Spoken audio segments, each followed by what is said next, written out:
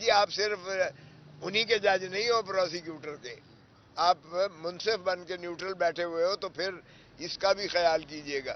باہر کیا اس کے باوجود میرے اصرار اور اس کے مخالفت، شدید مخالفت کے باوجود ہم نے کہا چلیں آپ لیتے نہیں ہو تو خارج ہی کر دو، کچھ تو کرو، اس کو فیصلہ کرو. لیکن باہر کیا انہوں نے پرسوں کے لیے رکھ دیا ہے. دونوں کیسوں میں خان کے خلاف کوئی شواہد نہیں ہے. القادر ٹرسٹ والے میں وہ 190 ملین سیدھا لندن سے آ کے سپریم کورٹ کے اکاؤنٹ میں آتا ہے اور سپریم کورٹ سے سیدھا وہ خزانے میں چلا جاتا ہے. ایک دھیلا خان کا نہ تعلق تھا نہ لینا دینا تھا.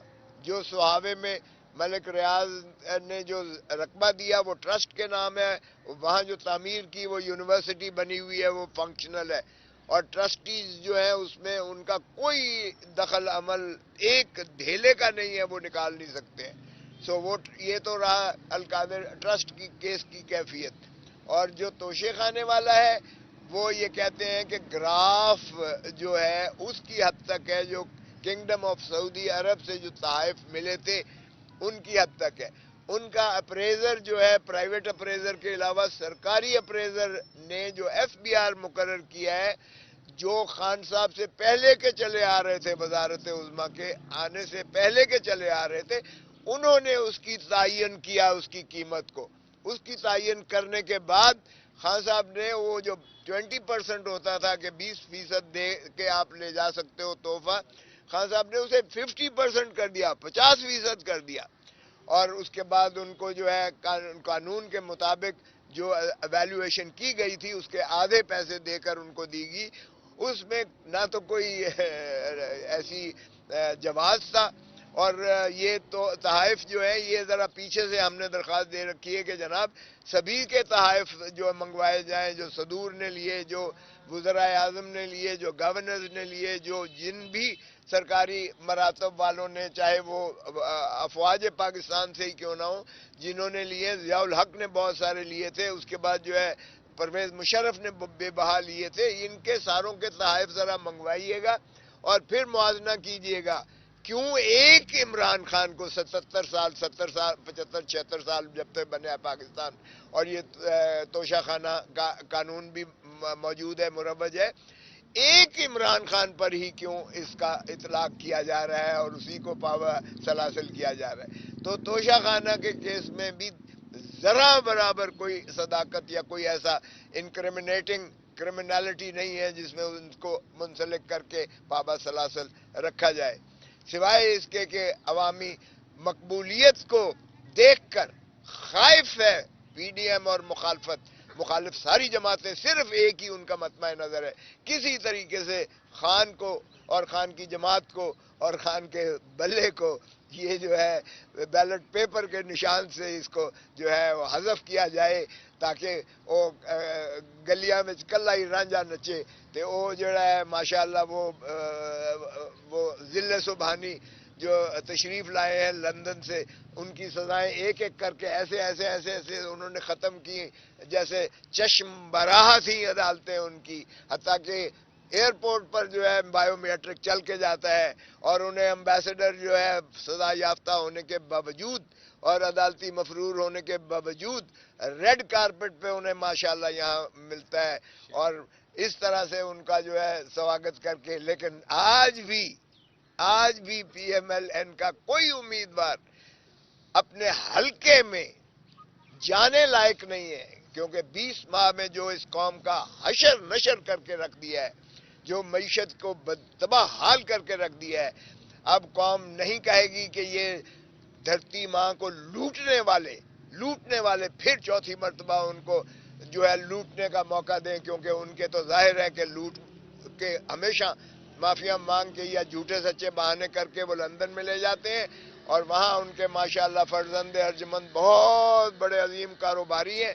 وہاں وہ بہت بڑے جو ہے عمارتوں میں رہتے ہیں، جو دنیا کی مہنگی ترین عمارتیں ہیں، اور پھر وہ بڑے ڈٹھائی کے ساتھ اس کو اون بھی کوئی نہیں کرتا ہے، اور ٹریل آف منی کبھی قطری خط لہراتے ہیں اور کبھی جو ہے کوئی اور بہانہ ہیلا کرتے ہیں.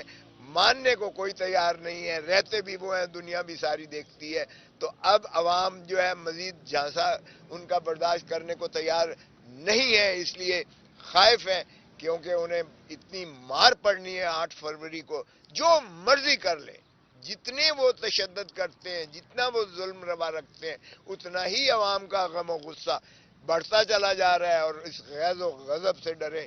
ارے خدا کا خوف کرو, جمہوریت کو چلنے دو, جمہور کو ان کا حق دو, عوام کو ان کا حق ملکیت دو, اور ان کو عوام کو حق حکمرانی دو, اور آئین کو جو ہے نافذ اور عملداری پر یقین بنایا جائے.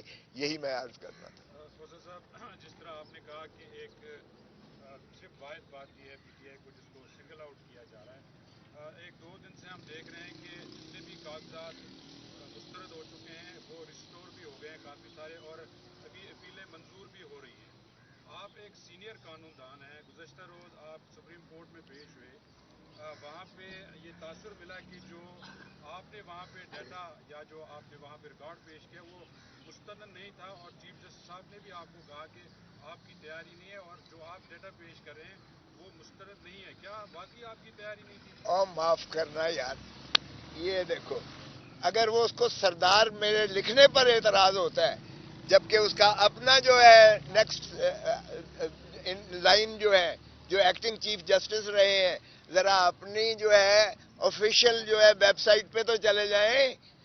دوسرا نام ہی سردار سے شروع ہوتا ہے. او بھائی, میرے نام پر تو سردار لکھنے سے, جو میرے شناختی کارڈ پر بھی ہے, جو میرا حسب نسل ہے, جو میں اپنی نسل کو حسب نسل کو میں کیسے حسب نسب کو جو ہے مسمار کر سکتا ہوں. لیکن آپ کو سمجھتے ہیں کہ میں شاید اس کو نمود و نمائش کے لیے کر رہا ہوں. بھائی میرا نام ہے, نام پر کوئی نہ آئین نہ قانون. اگر چیف جسٹس کی لیول پر اس طرح کی بات کرتے ہیں تو آپ کو اندازہ ہو جانا چاہیے کہ کیا وہ جو ہے آئین اور قانون کی بات کر رہے ہیں یا وہ کوشش کر رہے ہیں کسی کو کمتر ظاہر کرنے کے لیے. سو اس میں تمام چیزیں موجود تھیں. ہم نے سی ڈی بھی کہا, جس طرح میں نے بڑی مشکل سے 12واں صفحہ ان کو پڑھوایا, وہ بھی ساری قوم نے دیکھا, پڑھنے کو تیار نہیں تھے. اور وہ جب الیکشن کمیشن پنجاب کا وہ مراسلہ پڑھا گیا تو اس میں اس قدر جو ہے انکشافات تھے.